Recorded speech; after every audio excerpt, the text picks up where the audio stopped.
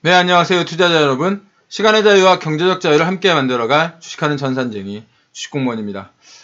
지난번 미국 시장이 1% 넘는 하락을 기록했습니다. 다우존스 산업지수가 마이너스 1.44%를 기록을 했고요.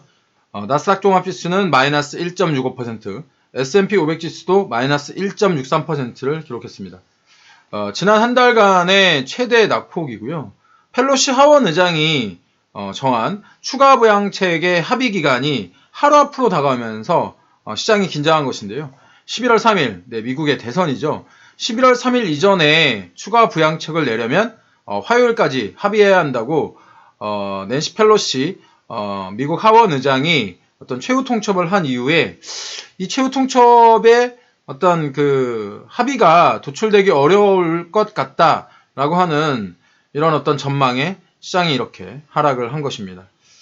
얼마 전에 제가 시장을 상승시키기 위해서는 4가지의 요소가 필요하다라고 말씀드렸는데 혹시 기억하시나요? 적어놓으신 분들은 기억을 하실 거고 그냥 스쳐 지나가신 분들은 기억을 못 하실 거예요. 이 첫 번째가 대유행의 종식이고요. 두 번째가 큰 부양책, 세 번째가 그 순조로운 선거, 그리고 마지막 네 번째가 경제 정상 복귀에 대한 기대감이라는 말씀을 드린 적이 있습니다. 자, 그럼 어제 미국 시장의 하락은 큰 부양책이 연기될 것 같다고 하는 부담감 때문이라고 이해하시면 될 것 같습니다. 그날 뉴스에 일희일비 하지 마시라고 제가 그때 지금 현재 시장을 상승시킬 수 있는 요인 4가지를 정리를 해드린 건데요. 물론 누가 이기던 간에 선거 후에는 부양책이 진행될 것이다라고 하는 의견도 있지만 어제는 특히 바이러스 상황이 좋지 않게 나왔기 때문에 여기에 심리적인 충격이 더해지면서 시장이 하락을 했습니다. 어저께 WHO 기준으로 글로벌 그 확진자 숫자가 지금 현재 4천만 명이 넘어섰습니다. 이 4천만 명이 넘어섰다라고 하는 이런 부담감이 시장에 악영향을 준 것인데요. 지금 제가 차트를 하나 보여드리려고 하는데 이 보여드리는 차트가 미국 존스홉킨스 대학에서 제공하고 있는 스웨덴의 그 바이러스 현황을 보여드리고 있습니다. 여기 지금 스웨덴이고요. 이 스웨덴에 이제 이렇게 점으로 표시되어 있는 부분이 이제 도시들의 어떤 그 바이러스 상황이 나와 있는 것인데, 이 중요한 것은 이 오른쪽 차트를 보시면 좋을 것 같습니다. 이 오른쪽 차트를 보시면 지난 3월 달부터 꾸준히 증가를 했었고 7월 이후에 급격하게 감소를 하고 다시 지금 9월 이후에 지난 3월, 4월, 5월, 7월보다 훨씬 더 많은 양이 바이러스 신규 확진이 나오고 있는 상황을 보여주고 있는 겁니다. 이 스웨덴은 그 다른 나라와는 다르게 집단 면역이라고 하는 방법을 선택을 했죠. 봉쇄도 하지 않았고 마스크도 하지 않았습니다. 이에 따라 여러 비판과 우려가 있었음에도 불구하고 스웨덴은 지속해서 이 집단 간역 정책을 밀고 나갔는데, 이 집단 간역 정책이 사실 7월달과 8월달 이 여름 동안에 주춤했다고 해가지고 뭐 완벽하게 사라진 건 아니고요. 그 전에 뭐 1000이 넘었던 것이 500 미만으로 이렇게 내려오면서 집단 면역이 효과가 있는 게 아니냐라고 하는 이런 의견이 나오기도 했었습니다. 하지만 현재는 일일 확진자가 1000명을 훨씬 넘어서고 있고 1500명도 넘는 날이 나오고 있는 그런 상황입니다. 이에 그동안 집단 면역을 주장했던 스웨덴 정부도 집단 면역 체제를 포기하고 일부 지역 폐쇄 조치를 검토할 수 있다는 입장입니다.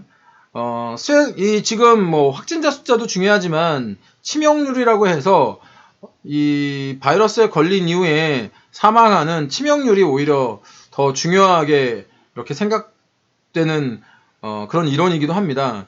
지금 스웨덴의 치명률은 5.7%입니다. 5.7%. 이 스웨덴의 치명률이 5.7%인데 여기 옆에 바로 있는 이 노르웨이라던가 이 핀란드라던가 이곳의 치명률은 노르웨이가 1.7%이고요. 핀란드가 2.6%. 그러니까 이 주변국에 비해서 이 스웨덴의 치명률이 거의 3배에서 4배 정도 높은 그런 모습을 보이고 있는 겁니다. 이렇듯 세컨드 팬데믹이 예전에 그 바이러스 상황이 한참일 때 얘기가 나오고 있다가 지금은 세컨드 팬데믹 이야기가 쑥 들어갔죠.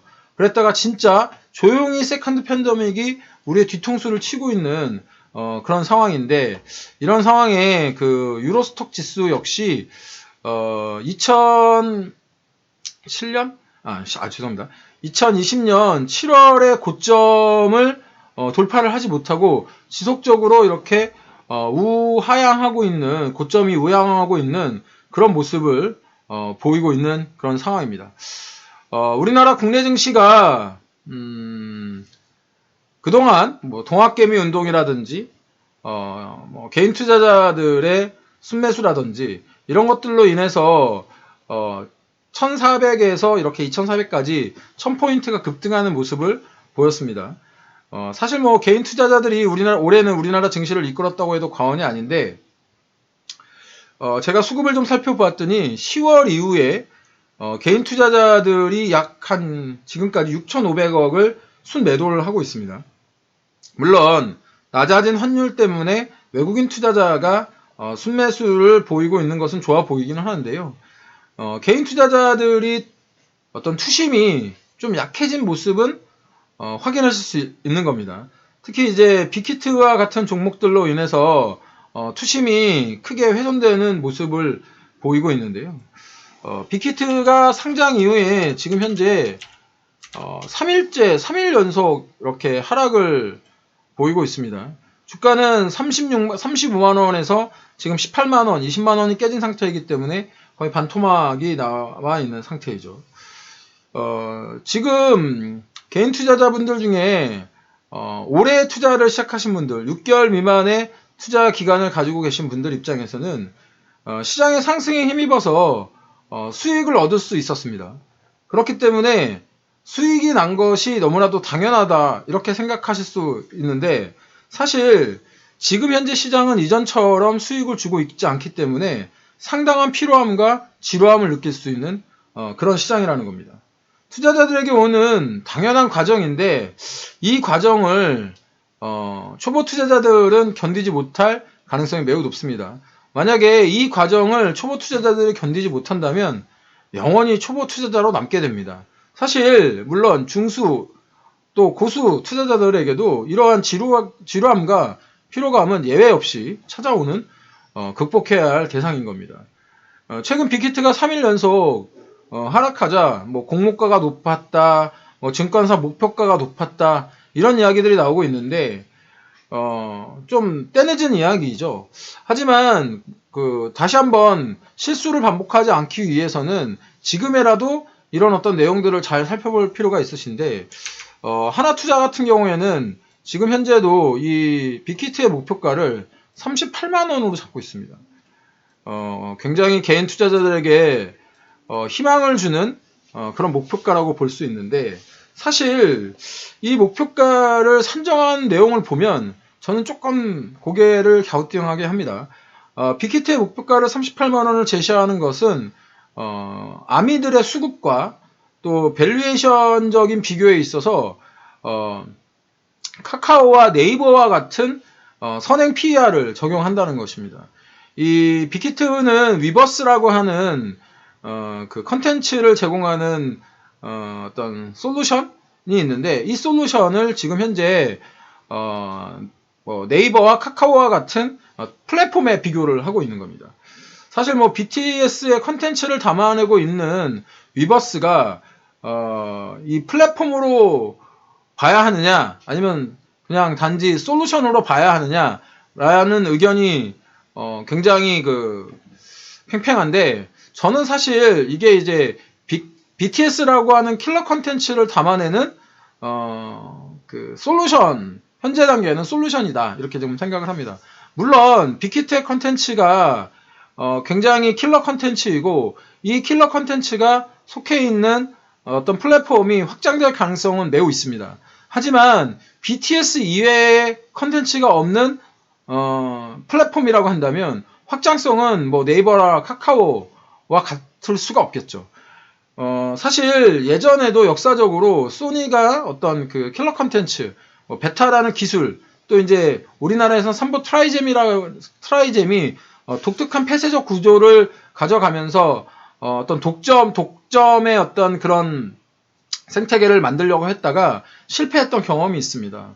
그렇기 때문에 오히려 빅히트의 밸류에이션을 평가할 때는 네이버와 카카오의 어떤 플랫폼의 밸류에이션을 집어넣는 것보다는 SM이라고 하는 비교할 수 있는 그 엔터테인먼트 회사를 집어넣는 것이 맞다고 보는데, 사실 이번 그 빅히트의 어떤 그 밴드 공모가를 산정하거나 밸류에이션을 평가할 때 이 SM이 빠져 있는 이런 부분에 대해서는 조금 여러분들이 인지를 하셔야 할 부분이라고 생각이 듭니다.